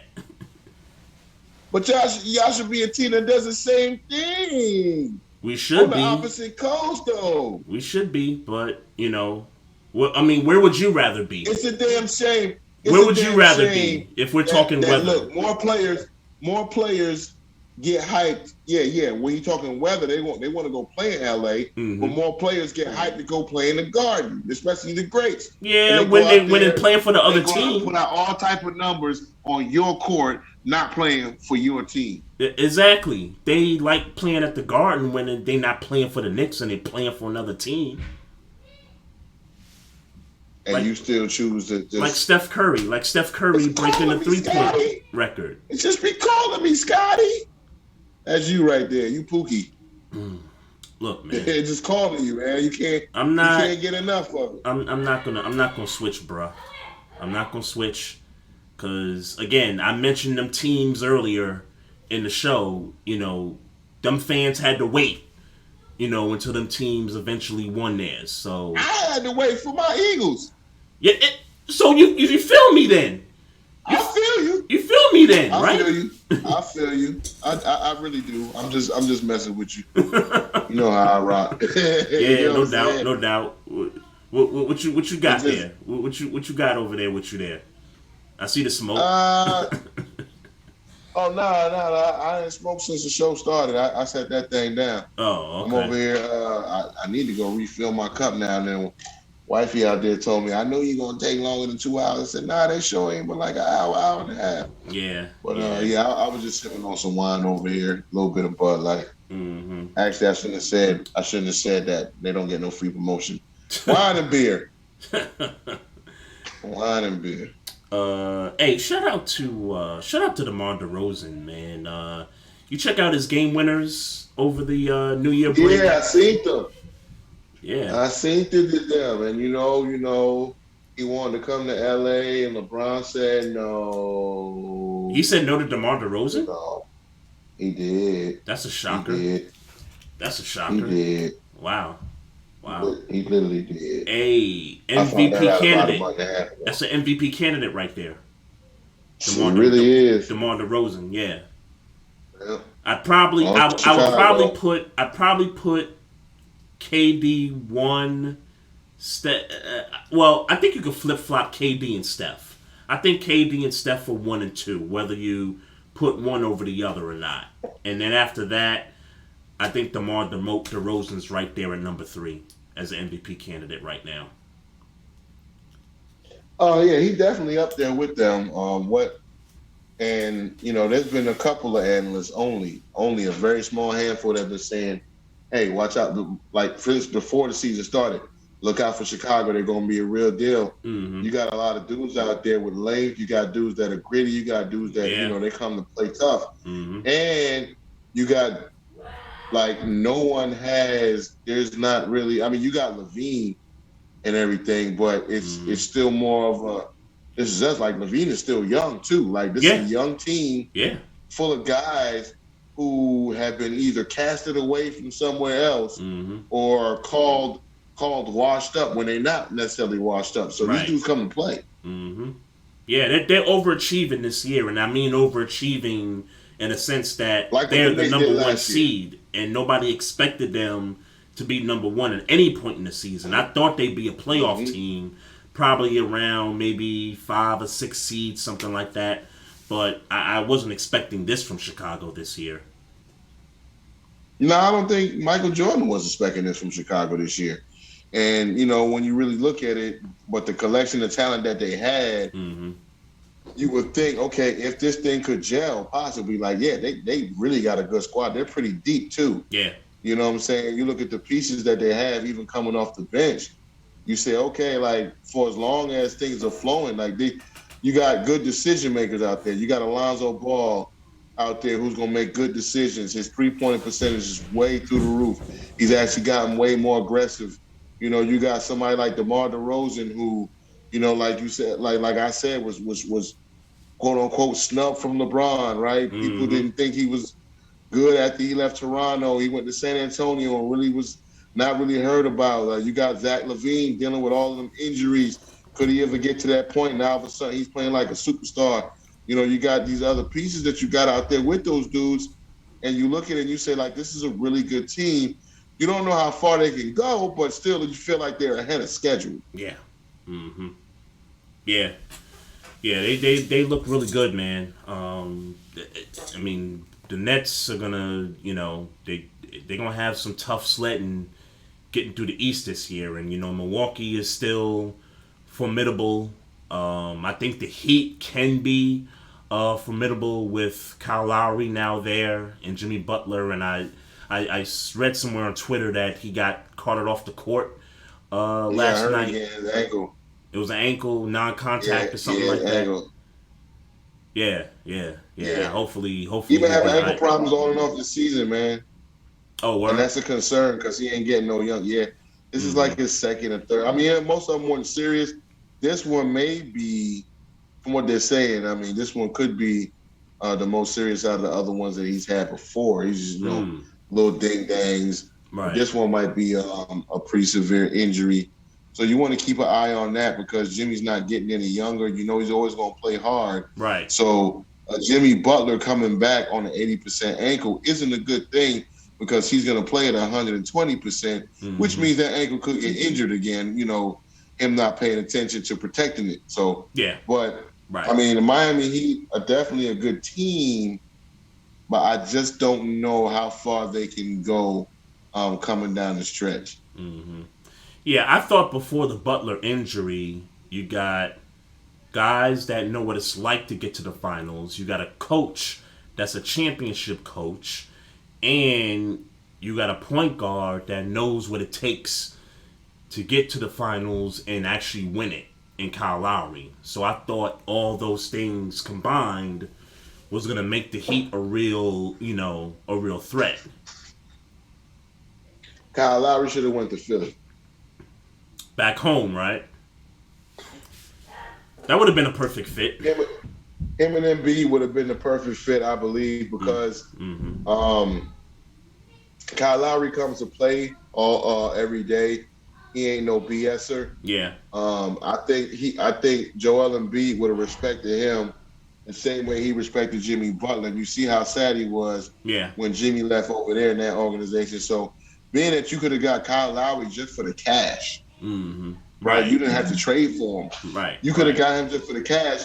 And then whatever happened with Ben Simmons right now is a luxury, right? You know what I'm saying? You get Ben to come back, okay, cool. If not, you could trade him away. But even so, now you feel better if you trading Ben away for, I don't know, 60 cents on the dollar instead of getting a 1-for-1 match like you think you're supposed to get for Ben. What's going to happen with Ben Simmons, man?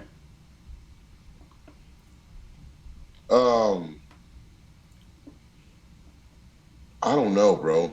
Because my man is They have to trade him, but let me ask you this. Who says no? Ben Simmons for Russell Westbrook. Hey, who says no? That could solve some of the Lakers' issues.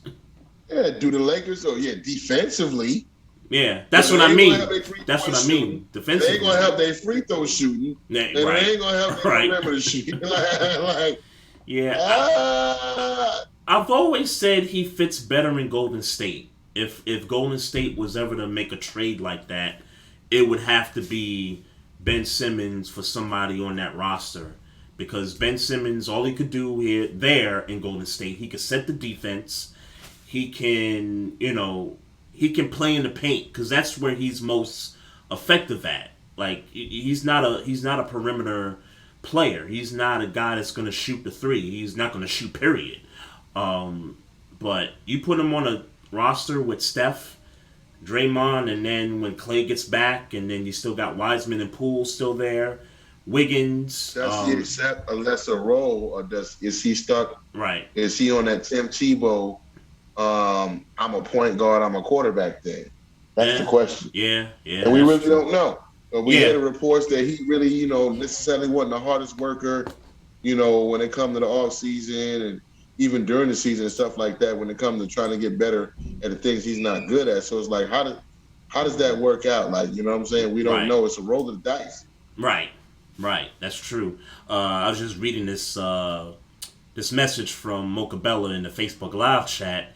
She says the Heat are waiting on Victor Oladipo, and I forgot about Victor Oladipo, coming off of the injury there. So I don't know when we're going to see him. Yeah.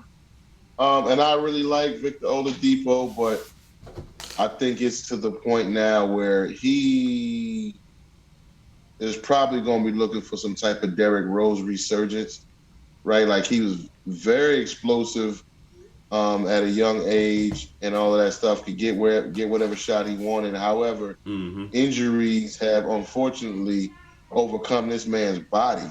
Yeah. Right? So is he coming back a new and improved Oladipo, i.e., Derrick Rose, or is he coming back still trying to be the same Victor that he was before, which could possibly have led to some of his injury? Not to say that him playing hard, led to his injuries, but you never know. Like they say sometimes with Derrick Rose, he had too much torque that he was putting on them knees because he was so explosive. You know what I'm saying? So. Yeah. It's kind of hard to judge where that's really going to come off. And that's the second major injury too. So you don't know how he's going to look when he come back. Kind of like his third, really. Third? Okay, yeah. I believe so. Yeah, because I remember the one he got in. I remember the one he got in Indiana, and then the one when he got to when he got to Miami. Indiana didn't draft. Yeah, he had one on the team that who drafted him? The Magic. Yeah, he got hurt. He got hurt in Orlando too. Oh, he did. Okay, I don't think I knew that, but yeah, that. I believe he got hurt. I don't think it was like a catastrophic, like one of them serious ones, like the other ones he caught. But he had some injury history in Orlando too. Otherwise, why would they have traded him? You know what I'm saying? Like he's a hell of a talent. Right. Yeah. No, I feel you. But hey man. Also. Oh, go ahead. Here's before you say what you say. Here's the one crowning jewel for him. Well, they weren't catastrophic. Steph Curry was injury prone until he wasn't anymore, and look what he became when he wasn't. Yeah, that's true. And Oladipo's a hard worker. Like that dude, I remember when they lost to the Cavs in the first round that year, and he came on the TNT set, and he was talking about I forget who the player was. That he was trying to say he wanted to emulate that person's work ethic so that he can become more clutch in those kind of situations. So he seemed to me like a guy that was committed to trying to get to that point in his career where he could be that dude consistently. And, the injuries just came and, that kind of delayed all that. So he just seemed like a guy that works hard. So I hope when he does come back that he can, get back to, doing some of those things. Yeah, we'll see, man. Yeah, for certain. Hey, before I wrap this up, man, I gotta say rest in peace to some names here. Sam Jones, former Boston Celtic, I believe, from back in the day. Rest in peace, Betty White. Dan Reeves, name a few names that we've lost in the past few days. So, John Madden. John Madden too. We talked about John Madden on the previous episode, but yeah, rest in peace to him too. And condolences to the families of the fallen. Yeah, for real, man. It's you appreciative that some of these people that we're naming were able to live full lives, if not majority of them able to live full lives. But yeah, still in all, it's nothing that you want to hear in a day and time where we know that, we got coronavirus out here. Yeah, These got the cases are really crazy. Omicron. What do you call it? People keep calling it Omarion, but it's the Omicron. Omicron. Yeah. Omicron. Yeah. Yeah, so, you just looking for any bit of good news that you can get, or at least you don't really want to hear any bad news. So, but yeah, to hear the news of these people passing away, it's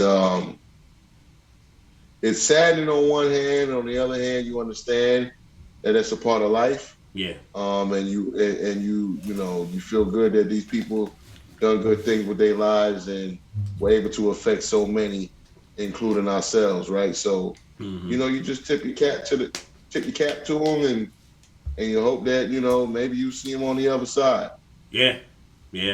Betty White would have been 100, I think, next week or something like that. It's a shame that she didn't get to that milestone 100, but she lived a full life, like you said. So, again, rest in peace to all those names and condolences to the families, and we just life goes on, right? Yeah, man. Look, either it does, or unfortunately, you'll be one of the names that people are saying gone too soon or whatever. Yeah, I'm not ready for that yet. Nah. I'm not ready for that yet.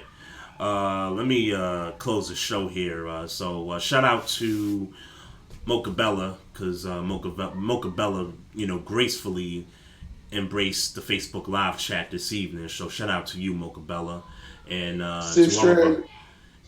to all of our listeners and to all of the Facebook Live viewers tonight. Appreciate you guys tuning in. Appreciate the support. Just a few things before we get up on out of here. Make sure you guys follow the podcast on our YouTube channel. Also, click the like button on the Facebook page. We do all of our Facebook Live episodes there. Also, check us out on all of our streaming platforms. When this podcast hits, Apple and Spotify and iHeartRadio and all of our other platforms. So check us out there. Also on social media, you can follow us on Instagram at Barbershop Sports Talk Podcast. Also, you can follow us on Twitter at Barbershop SPOR2. And if you got any questions or comments about the show, you can hit us up on email at barbershopsportstalk1 @gmail.com. So thanks to the MVP in the clutch, the microwave John Fisher, for joining me on short notice here. Appreciate you, homie. Hey, man, no doubt. Anytime, man. Anytime I can help. I'll be back on with Mo this Thursday. We'll be doing fish and grits, allegedly. But Okay. Cooking with the Microwave will be back full-fledged next week, next Tuesday. And we'll be going from 5 to 7. So getting off the air right before you and Maestro, or right about the time you and Maestro come on. Yep. But yeah, man, hey, a lot of problems. See, because it's always it's different for you because you always got a partner. Mm-hmm. For me, doing a solo show, it's a lot easier when you have a partner.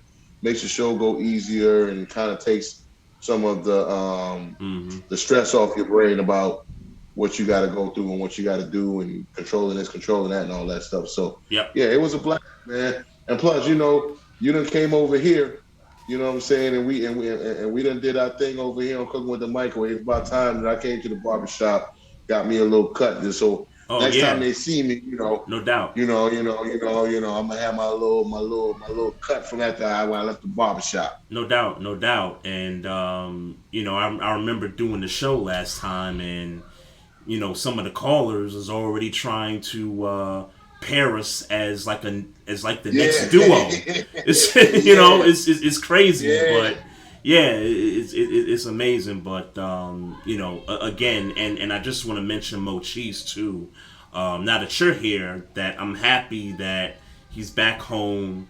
That he's doing some bigger and better things, and he's been bringing awareness to some of the issues that that the reasons that he was in, for the time that he was in, that I'm glad that he's bringing those issues to the forefront and bringing awareness to that, and happy that you two guys are paired up again, man. Making some magic happen. Yeah, it feel good to have the bro back. Quiet as kept. When I originally took my first little hiatus, it was partially after his. It was a little, maybe like a month or two after his conviction. Mm-hmm. I just didn't feel the same anymore. Thinking about what he going through, and I'm like, man, I don't want to be out here doing no show. Half the time, he was the one that made sure I got up and did one anyway. Now he ain't around. Yeah. Whatever. But it's good to be back. Good to have him back. You know what I'm saying? And I'm still not doing my show consistently because, we got other things going on. My daughter's playing basketball for the school and everything. So, sometimes you got to be a parent first. And Absolutely. It just so happens that Tuesdays and Thursdays are the only days that I can do shows. So if I ain't doing it on Tuesday and now Thursday is fish and grits, I'm pretty much just done for the week. But Either way, man, I'm going to try to get my show a little more consistent as the basketball season finna start winding down. In a minute. But yeah, man, it's good to have Mo back. It's good to be able to do fish and grits again and have a partner on the show, somebody I can rag on and what I'm saying, talk all types of shit to. No doubt. You know what I mean? Like it's all like I can't talk shit to myself. Right. I can give him a hard time and all that good stuff, man. So it's always good to have that. I know you know what I'm talking about. Yeah, absolutely, man. But again, man, thanks a lot, man. I appreciate you, brother. Thanks for having me, bro. We're gonna do it again at some point, down the road. All right. That's a bet. Let's plan it, man. Me, you, and Stro. Yep, no doubt. All right, family out there, y'all have a good week, and we'll be back next week with some more sports talk, preview the playoffs, and all that good stuff. Peace, one love. Peace.